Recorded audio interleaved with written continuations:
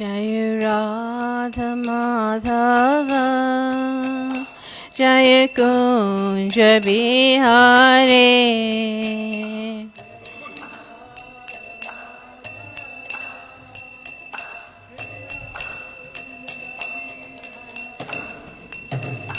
Jai Radha Madhava Jai Kunja Bihare. Jai Radha Madhava Jai Kunja Bihare. Jai Gopi Jana Vallabha Jai Giri Varadhare. Jai Giri Varadhare. Jai Gopi Jana Vallabha Jai Giri Varadhare. Jai Giri Varadhare. Yashoda Nandana Braj Jana Ranjana.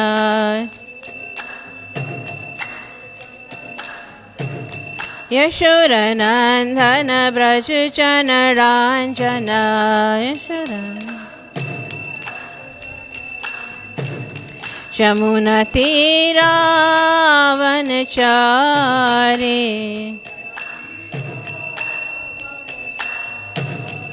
Jai Radha Madhava Jai Kunja Bihare.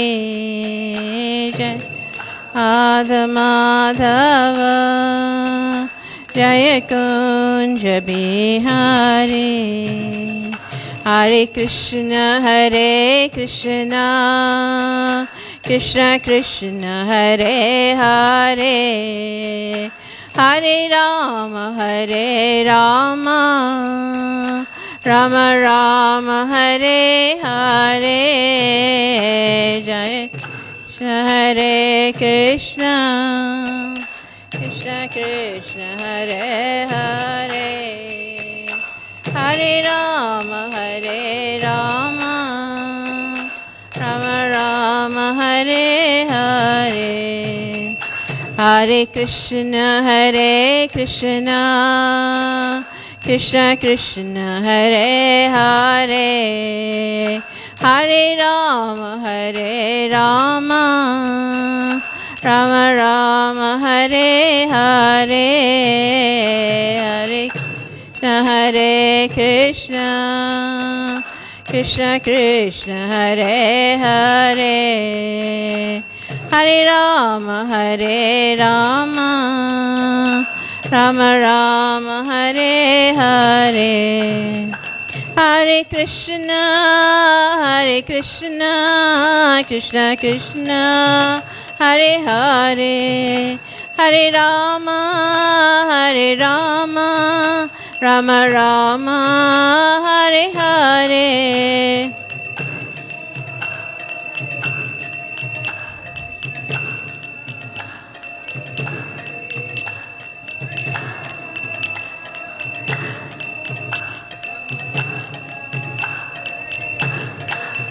Hare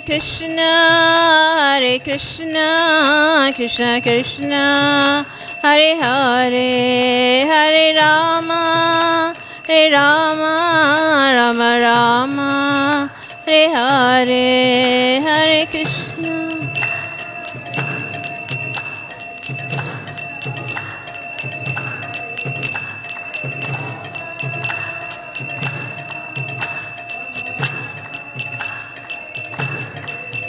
Hare Krishna Hare Krishna Krishna Krishna Hare Hare.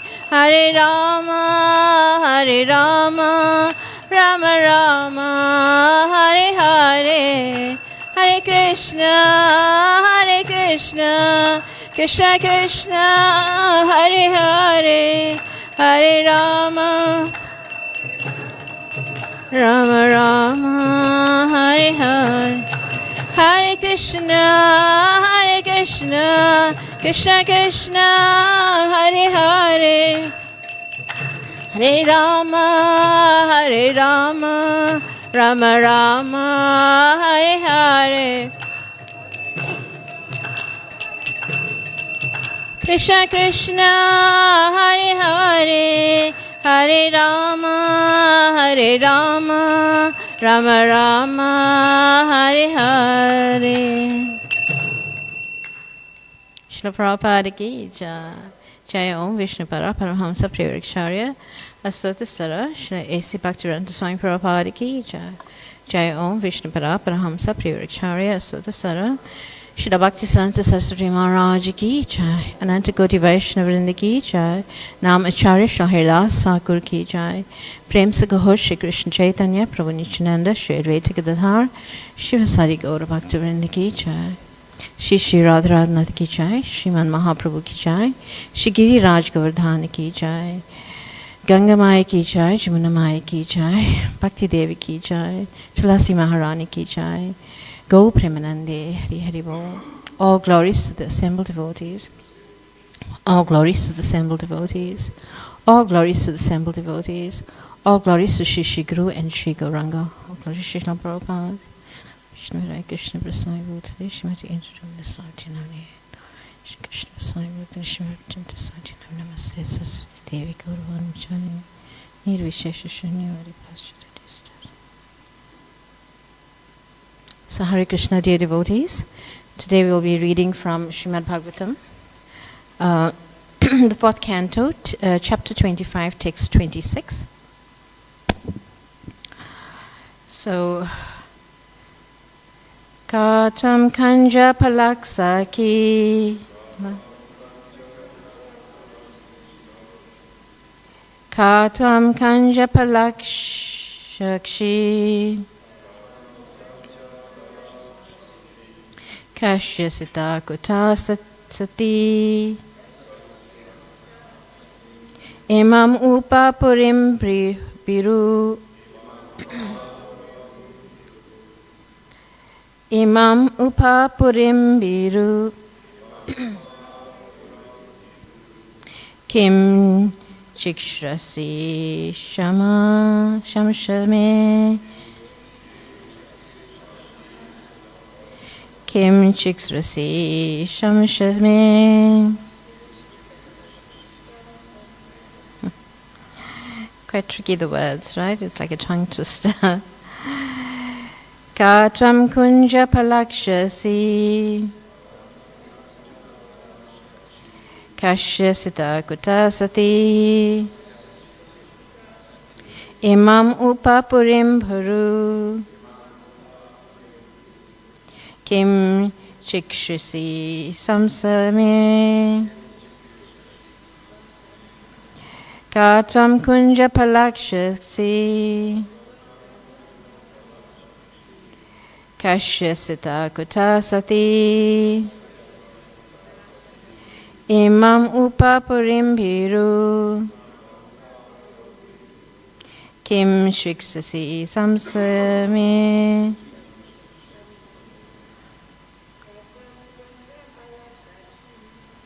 Kanja palakshasi Kashyasita kutasati Imam upapurim bhiru Kim shiksasi shamsame. Tvam kacha palakshasi Kashyasita kutasati Imam upapurim bhiru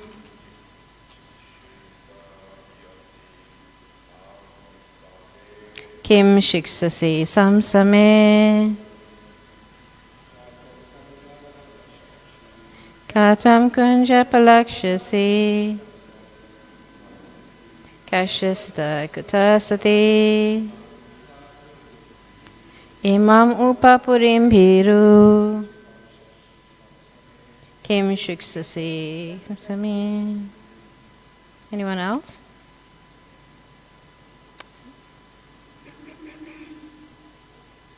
Okay. Can you say the verse? Katam kanja palakshasi Chakshasita kutasati Imam upapurim biru Kim shikshasi samsame. Good. So we'll do the word for word. Ka, who, tvam, you, kanjapalasha, like the petals of a lotus, akshi, eyes, kasha, whose, asi, you are, iha, here, kuta, where from, sati, O chaste one, imam, this, upa, near, purim, city, biru, O timid one, kim, what, chiksvasi, you are trying to do, samsa, kindly explain, me, unto me. Translation: my dear lotus-eyed, kindly explain to me where you are coming from, who you are, and whose daughter you are. You appear very chaste. What is the purpose of your coming here? What are you trying to do? Please explain all these things to me. So you can repeat, my dear lotus-eyed, kindly explain to me where are you coming from? Who are you? And whose daughter you are? You appear very chaste. What is the purpose of your coming here? What are you trying to do? Please explain all these things to me. Purport by His Divine Grace, A.C. Bhaktivedanta Swami Prabhupada. The first aphorism in the Vedanta Sutra is Athato Brahma Jigyase. In the human form of life, one should put many questions to himself and to his intelligence. In the various forms of life lower than human life, the intelligence does not go beyond the range of life's primary necessities, namely, eating, sleeping, mating, and defending. Dogs, cats, and tigers are always busy trying to find something to eat or a place to sleep, trying to defend and have sexual intercourse successfully. In the human form of life, however, one should be intelligent enough to ask what he is, why he has come into this world, what his duty is, who is the supreme controller, what is the difference between dull matter and the living entity, etc. There are so many questions, and persons who are actually intelligent should simply inquire about the supreme source of everything, Athato Brahma Jigyase. The living entity is always connected with a certain amount of intelligence. But in the human form of life, the living entity must inquire about his spiritual identity. This is the real intelligence. It is said that one who is simply conscious of the body is no better than an animal, even although he be in a human form. In the Bhagavad Gita 15:15, Shri Krishna says, Sarvasya chaham ridi sanivisto mata smiti jnanam apohanam cha. I am seated in everyone's heart, and from me comes remembrance, knowledge, and forgetfulness. In the animal form, the living entity is completely forgetful of his relationship with God.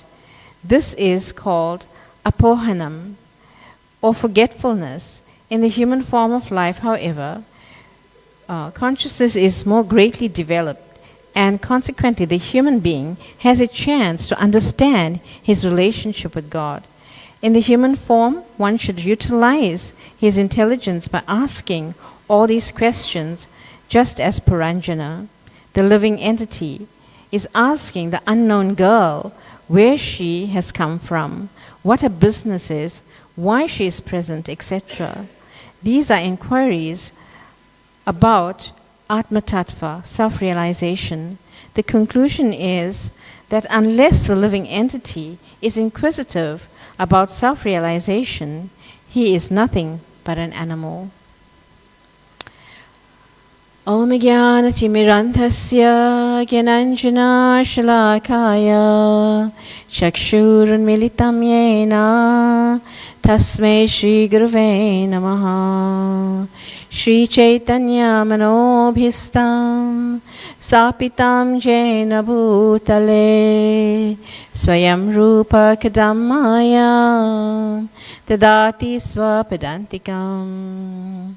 He Krishna Karuna Sindhu Dinabandhu Jagatpate Gopesha Gopika Kanta Radhakanta Namaste Tapta Kanchana Gaurangi Radhe Vrindavaneshwari Vrishabhanusute Devi Pranamami Hari Priye Vanchakalpatarubhescha Kripasindhubhyevacha Patitanam Pavinebhyo Vaishnavebhyo Namo Namaha. Jai Shri Krishna Chaitanya Prabhu Nityananda Sri Advaita Gadadhar Shivasari Gaura Bhakta Vrinda. Hare Krishna Krishna Krishna Hare Hare Hare Rama Rama Rama Hare Hare. Hare Krishna Krishna Krishna Hare Hare Hare Rama Rama Hare Hare.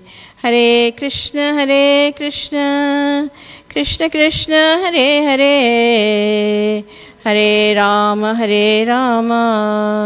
Rama Hare Hare. Thank you. That's fine.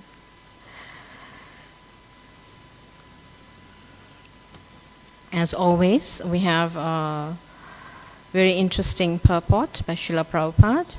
And Prabhupada said that actually here these purports are his personal ecstasies, in that they were dictated by Lord Shri Krishna himself. And sometimes Prabhupada would read his own books because he was always amazed by what was written in his books. So he was always amazed, and he always thought that, these are not my writings, these are Krishna's writings, because he would say that Krishna would dictate to him in the early hours of the morning, and he would write. So we see that in this purport, Prabhupada is comparing the human being to an animal, and he says that actually the human being has higher intelligence than the animal. The animal is engaged in eating, sleeping, mating, and defending, and he writes here that the tiger and the dogs and cats, they're always looking for food. Where is food? Where is food? The birds also, all the animals basically, where is food? So day and night, they're looking for food, right? And this is some sort of an enjoyment for them, and also to fill their bellies, basically. So he said the human being should not engage like this, but should use his intelligence for higher subject matters, and inquire, why am I in this world? Why am I suffering here? What is my duty? What am I meant to do in this human form of life? So this is real intelligence of the living entity. But if he simply goes on eating, sleeping, mating, and defending in very sophisticated ways, then, what's the use of his intelligence? It's basically null, because he's doing the same activities that the animal is doing. Prabhupada says the human being is like a polished animal, because, he does the same things, right? The bird eats, we eat, right? The bird, let me just take a bird, for example. The bird sleeps, we sleep, like this. So, and the bird mates, we mate. So what is the difference between us? And that is because we have higher intelligence than the bird, because the bird, We find many birds around the temple, right? And they don't come in and, inquire about all these things, like, who am I? Why am I suffering? Why am I always looking for food? Like, they don't inquire like this. But the human being has intelligence, and he can inquire into these subject matters. So, but we find that, the majority of the people in this world, they engage in satisfying the belly and engaging their senses in this way. So we have been reading now the past few verses of how this Puranjana, he's actually representing all the living entities in this material world, and how they're engaging in sense gratification instead of inquiring into the absolute truth. Athato Brahma Jigyase. So this is the first step in self-realization. So, but most of them, we are basically engaging in, because everyone's looking for happiness, right? Everyone's looking for happiness, and we are looking for happiness in the wrong places. So, we may think, just go with the flow. My senses are dictating, and whatever they're dictating, I should try to satisfy them. So, like this, try to enjoy to the max, because who knows what tomorrow will bring, right? Eat, sleep, and make merry, because tomorrow we're going to die, and this is a mantra of the modern world, right? Because tomorrow we're going to die, and then what's going to happen? Everything will be null. So because they do not have information of the transcendental nature of the soul, that the soul is transcendental, that it is spiritual, and it continues forever, it's eternal, right? And that you are not this body. I am spirit soul, and the soul is eternal. You are eternal, right? And they think on the platform of the bodily concept of life, that I am this body and I need to enjoy through my senses and, make merry, and in this way satisfy my senses and, basically enjoy to the max. So this is what people are doing. They're enjoying to the max. And it is being described that the senses flow into one another. The senses flow into the sense objects, and the sense objects flow into the mind into the intelligence, like this. And the living entity is bewildered in this way, and he basically uses all his senses to feel happy. But actually, the senses do not give us happiness. They only give us misery, right? And we find that when one engages too much in anything, he basically is miserable. He becomes miserable. Like if you eat too much, what happens? You suffer from indigestion, right?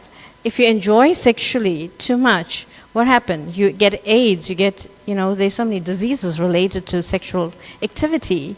So in this way, we are not meant to enjoy to the max, basically. But suppose the living entity's position in this world is to try to go back to the spiritual world from where he came from. And how do we do that? By performing austerities and restraining the senses, right? And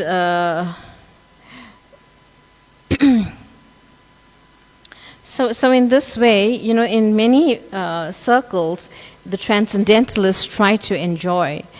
I was giving a class yesterday on science of self-realization to some students, and there it is being described how the Jnani, the Jnani, he basically he wants to become God. He wants to become one with God, right? Merge into the Lord's existence. So this is also a type of sense gratification, because you are thinking, the Lord is enjoying so much. He's the Supreme Lord, and I want to become part of Him. So I want to merge into His existence.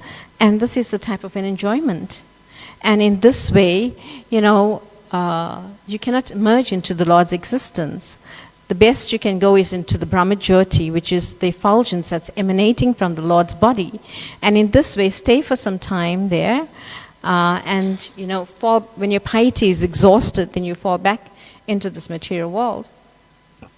And then you get the yogi. The yogi is,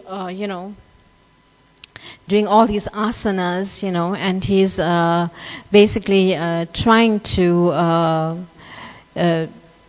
get some mystic power, and we find there are many people like this who have mystic powers, and Prabhupada calls us some gymnastics, and they just by a tilt of their hand, they can get something from somewhere. This is also a type of enjoyment, because he's enjoying, what is he enjoying? He's enjoying all the praise that he's getting from his followers that, and they call him God. That because people don't know any better who is God. And I was explaining also, if one claims to be God, then he must have these 6 opulences in full: name, strength, beauty, fame, renunciation, like this. He must have all these qualities in full. Then only he's called God, right? So because God, he has all the wealth in this world, right? And he possesses everything. And Prabhupada is describing in the Science of Self-Realization that when Krishna was here, he had 16,108 wives. And he had a palace for each one of them. And all these palaces were made of gold and diamonds and, jewelries, emeralds, and like this. So, he was so opulent. And nobody, Shishi Radharanath Ki Jai, in this material world, people are not as opulent as Krishna. So he is the most opulent person, right? He possesses all the wealth. We may possess some wealth and we may be very proud of it. Like it is said, the pauper is always proud of his penny, right? Like that. So we may be proud of, whatever little wealth we may have. But Krishna owns everything, right? Ishavasham idham sarvam yatkinsha jagatyam jagat, right? That Krishna owns and controls everything in this world, like that. So that's God. And so we find like this. And the only way that, it is being described. So I was listening to a class by Devamrita Swami, and he says that, the greatest bondage in this world is trying to find happiness through our senses. That is the greatest bondage in this world, because it binds us more and more into the complexities of this material nature. And he says, like from the time we are small, like kids, we are basically being brainwashed to enjoy our senses. Because a little child, it wants to eat something like sweet, right? And you find this in the supermarkets. When the parents take their children to the supermarket, what happens? All hell breaks loose, right? If they don't get what they want. They will start throwing a tantrum, screaming, shouting, like this. They want it and they want it. It's because these are uncontrolled senses, right? So the child has uncontrolled senses. And you find this, and to keep the child quiet, then what the parent does, he buys it and he gives it. Okay, now shut your mouth, just have this. So we are being brainwashed from the time we are little, and because we want to enjoy our senses, and then the parent gives it. But if the parent, gives him one tight slap and, says, hey, you can't have this. So from small, because our parents did that to us, right? When we wanted something, we were tensioned immediately, and then that is controlling your senses, because the parents will set you right there and then by slapping you or whatever. He will tension you up. Even Krishna's mother tried to tension Krishna, right? When he wanted butter and he stole the butter actually, and she took a rope and bound him up. So in this way, control your senses, child. Don't do this, right? So we too, our parents actually should learn from this how to control it. The child cannot control his own senses, so the parents should control it for them. So in this way, in this In this way, we find that from the time we are little, we've been indoctrinated in this way, and being brainwashed. We're being brainwashed from the time we are little that, I must have whatever I want, and in order to satisfy my senses, I need it, right? You go to like the child goes into the supermarket and he wants a sweet, he wants a chocolate, he wants this, he wants that, and what is this, So we too should control our senses, but try to control our senses.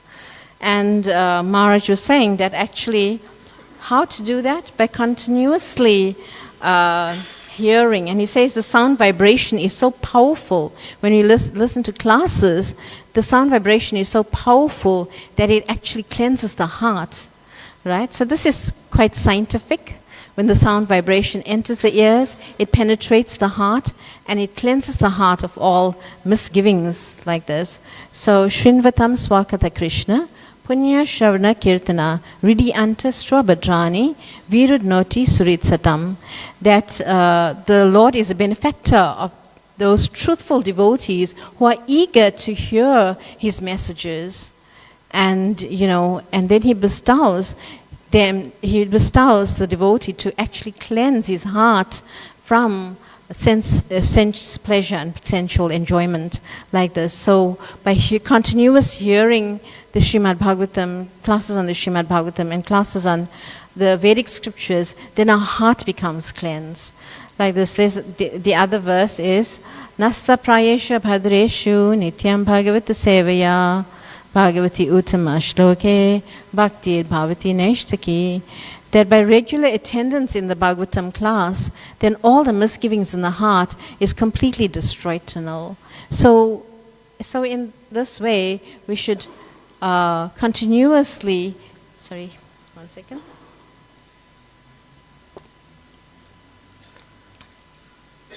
we should continually hear about the glories of Krishna and about transcendental subject matters if you want to cleanse the heart of all these misgivings in the heart. So, so Maharaj says that actually this, it's called sonic therapy. And I was like chuffed when I heard this, sonic therapy. So sonic therapy means that when you are listening to the classes on Bhagavatam and your heart is getting cleansed. So this is a therapy. We have therapy for so many things, right? We have therapy. At the moment I'm going through certain therapies myself, right? And so different therapies we have. So to cleanse the heart of all those misgivings, then we have sonic therapy, sound vibration that enters the heart, transcendental sound vibration that enters the heart and cleanses the heart. Because soap and water cannot cleanse the heart, right? You cannot drink soap and water and think, okay, tomorrow my heart is cleansed. No. So sonic therapy through the sound vibration of the holy names, sound vibration of the classes on the transcendental literatures, like this. And so we find this different spiritualists, they're also trying to cleanse their heart and to, get rid of this material enjoyment, basically. We spoke about the Jnani, we spoke about the yogis. Well, the karmi, he is full into materialism, and whatever money he gets, he uses it for sense gratification. So, but he may, come to the temple, buy something for the Lord, offer it to the Lord. So in this way, he is getting some benefit from that, right, by doing that. But, it's very little.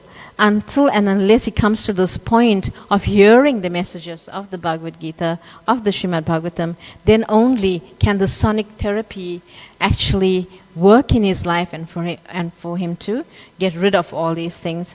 Because it's not very easy to cleanse the heart. It's not very easy.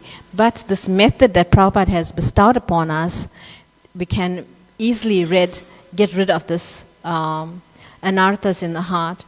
So it is being described that actually, there's a verse, as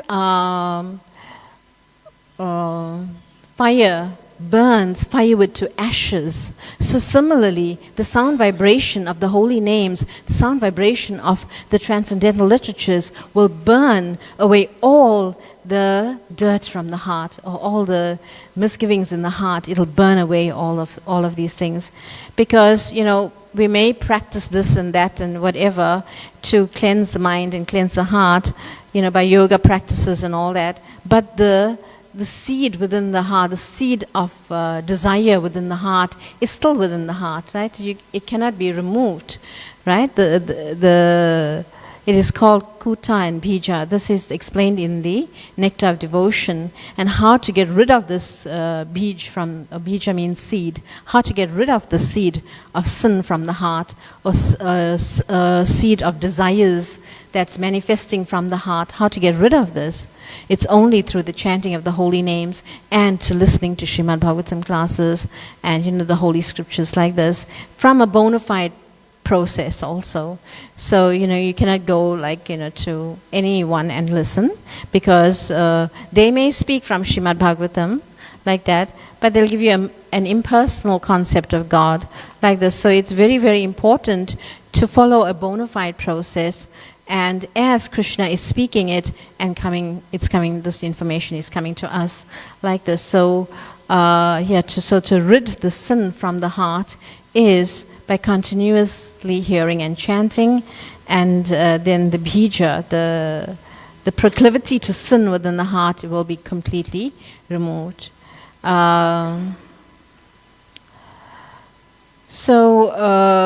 find that in today's world, basically, we actually have two classes of men, right, who are happy.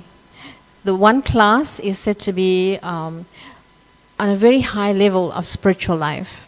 They're very high level, and they are completely engaged.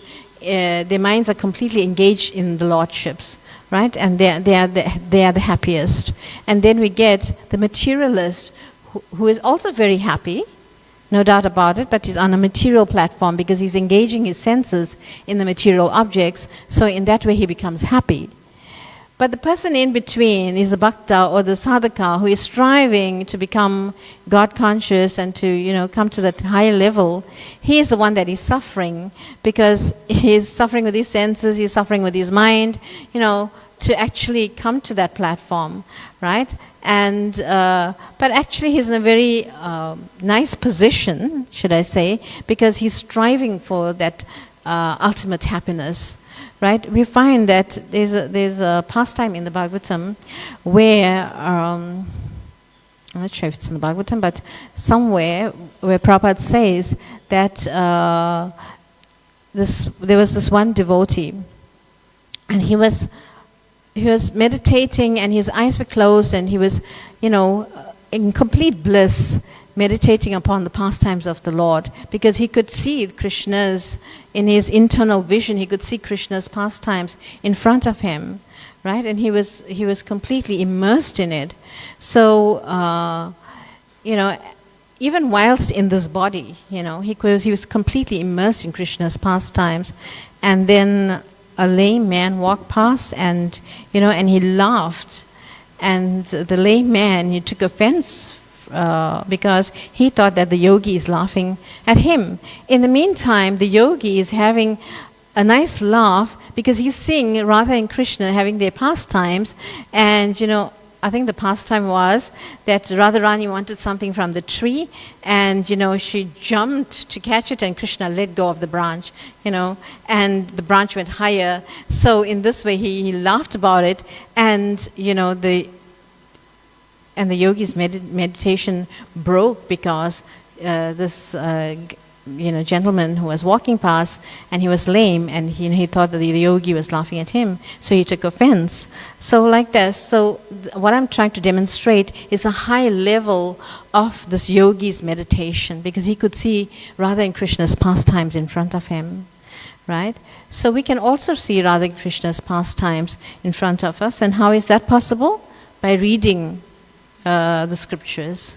We can see these pastimes unfolding like Krishna book, right? When we read Krishna book, and Krishna is doing certain activities, and in that moment you are with Krishna, performing these activities. You are there in the spiritual world. So like this, we can be with the Lord, if we want to. But if we just, decide, no, I don't want to be with the Lord, my phone gives me more pleasure, I could see what's going around the world, what's happening around the world, then these are mundane topics, and that won't satisfy the heart, right? So like this, we should try to get a higher taste. Param drisva nirvartante. This is from the Bhagavad Gita. We should try to develop a higher taste.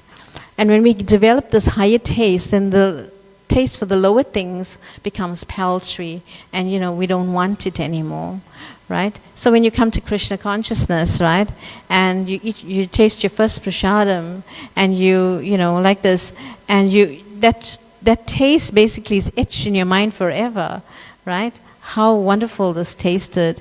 So you're getting a higher taste slowly but surely. You're getting a higher taste. You have a taste to dance in kirtan, and you have a taste to perform devotional service. So all these activities are giving you a higher taste, and then your mundane tastes basically seem like nothing, and you get rid of this mundane pleasure basically.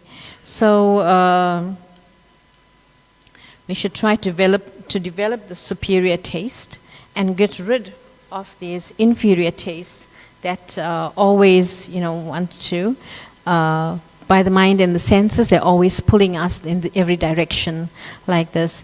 So in the Bhagavad Gita also, you see this diagram or this picture of the 5 horses, right? The 5 horses are depicting the 5 senses, and they're pulling us in different directions, right? The nose wants to smell something, the eyes wants to see something, and it's going in all different directions. So it's like wild horses. So we should try to tame these wild horses by engaging in devotional service. Let the eyes see the form of the Lord. Let the ears hear Srimad Bhagavatam and the holy names. Let the hands perform devotional service. Let the legs walk to holy places. So in this way, when we do like this, use all our senses for the satisfaction of the Lord, then the heart becomes purified, the heart becomes cleansed, the heart becomes santushti, satisfied.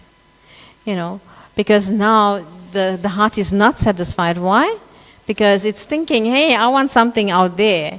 Like a child crying for the chocolate in the supermarket. The senses are always dragging us here and there, right? Prabhu wasn't here when I said how the child, is throwing tantrums, and the parents, in order to stop the child from crying, she buys and gives it. So from the time we are small, we are indoctrinated, to satisfy our senses like this. So we can only overcome these barriers by real knowledge. And real knowledge, where is it found? Not in the newspapers, right? Real knowledge, not at school. Real knowledge is found here in Prabhupada's books. Right? Prabhupada has given us everything to make our lives successful, and in this lifetime to go back home, back to Godhead. It may seem very far-fetched, but if we continuously and dedicatedly follow this process, chanting 16 rounds a day, hearing to Srimad Bhagavatam classes, following the 4 regulative principles, hearing the holy names, then our life will become successful, right? So at the moment, we can't say that our senses are purified, because we're in the process of purifying. Like the analogy is given, a person in the shower, can you say that he's clean or he's dirty? What's your answer? Is he clean or is he dirty? Right? The person in the shower, Ravindra. Tell me, what's the answer? Is he clean or is he dirty?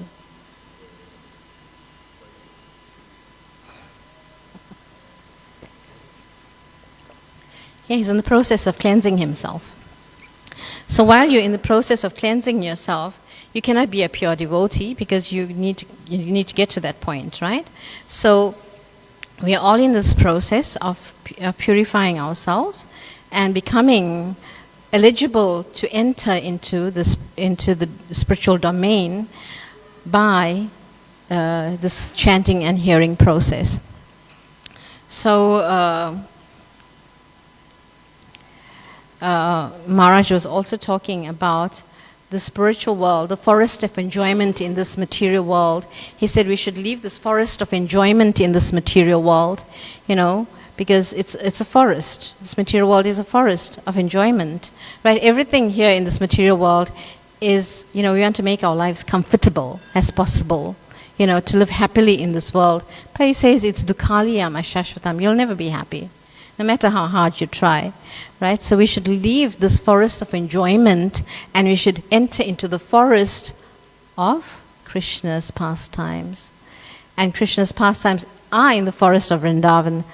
Van means forest, right? And Vrindavan, it's a forest of Vrindavan.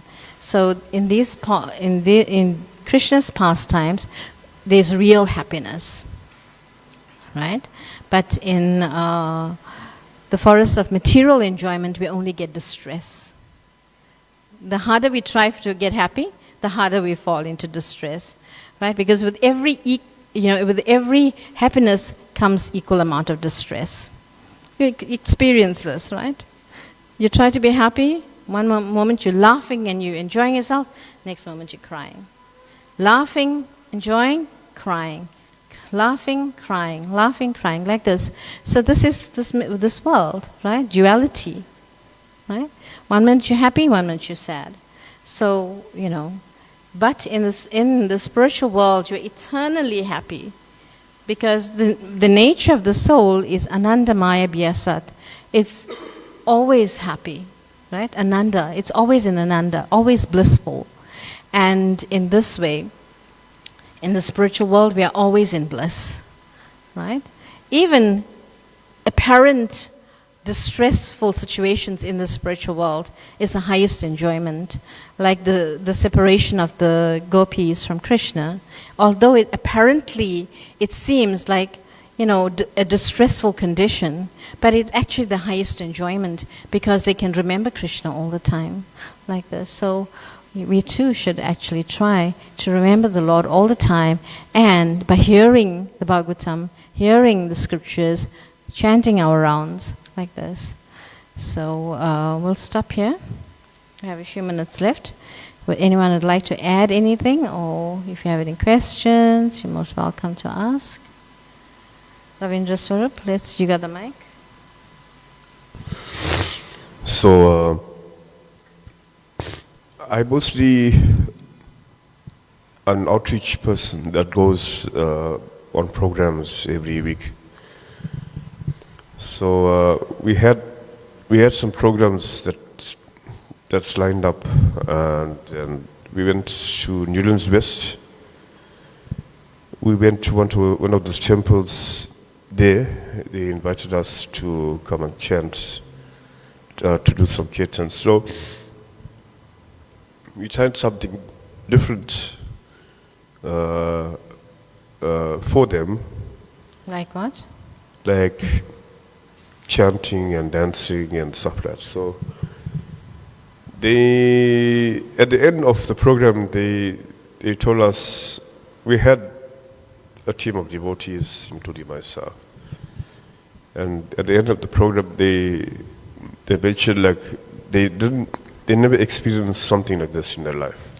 Yes. So in most cultures, it's just like, they don't hear from scripture, and it's just like you go to the temple, you sing bhajans, kirtans, and you come out, right? But when you dance and sing for the pleasure of the Lord, then you get so much of satisfaction and enjoyment from within, because Krishna is pleased. Obviously, you have to be pleased, right? So in this way, when Krishna is happy, right, then from within the heart, then our hearts feel satisfied. So yes, so this chanting and dancing process that Lord Chaitanya Mahaprabhu has given us is actually very essential, and all of us should actually go out there and give this message to the fallen conditioned souls and make them happy as well, by this chanting and dancing process, and giving them Krishna consciousness in the form of a book like this, so that they can start their journey to become blissful. We should not be, this blissfulness that we feel, we cannot keep it to ourselves only. We need to give it out to others so that they experience the same thing. Although it may seem like a mundane thing that we're doing, going out and distributing books, and they may even tell you, oh, don't trouble me. Don't you have anything better to do? We get insults like this, but they don't know that we are actually trying to help them to attain the highest perfection, right? So this is not a mundane activity that we are doing, distribution of books and going on Harinam. It's not a mundane activity.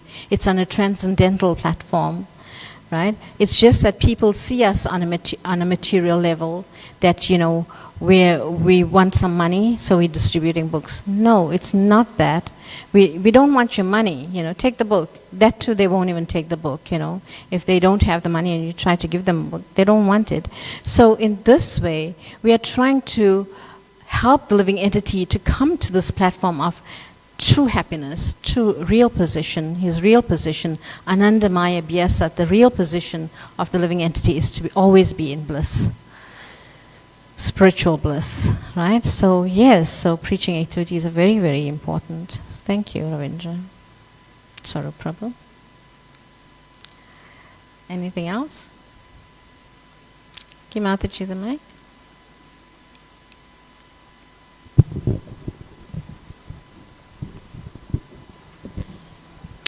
Hare Krishna Mataji, Hare Krishna, dear Vaishnavas. The preaching program of Srila Prabhupada, I think it finds more expression and it thrives in black communities. I can explain why, in view of my own experience. People know you.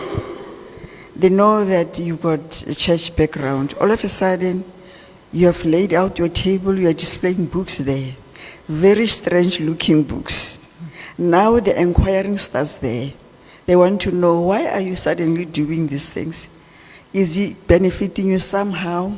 Moreover, the middle class category, they are the most heavily burdened. They want to know if you look happy and they know you, and somehow they thought that you were doing well in life, but now you've got these books and you've got this Hindu chain around your neck. What is it about? Now you try to explain to them that despite your heavily laden condition, you could be happy. This is the formula for peace and happiness. Just buy one book. And I've got my numbers there and my name, Musiji as they know me, then Madhuri below, then the telephone number. Then they start in that way, warming up and inquiring and actually relinquishing, the clamoring to sense gratification, heavily indebted people, and hankering and lamentation. You could be happy even within those aspects, the spiritual aspect and the material aspect could actually coexist. Prabhupada says they are mutually inclusive. You could pursue, but also renounce the results and the frustrations that comes up with continuous hankering, frustration, that will never satisfy your desire, you'll never satisfy sense gratification. I think it works well in that way. Hare Krishna.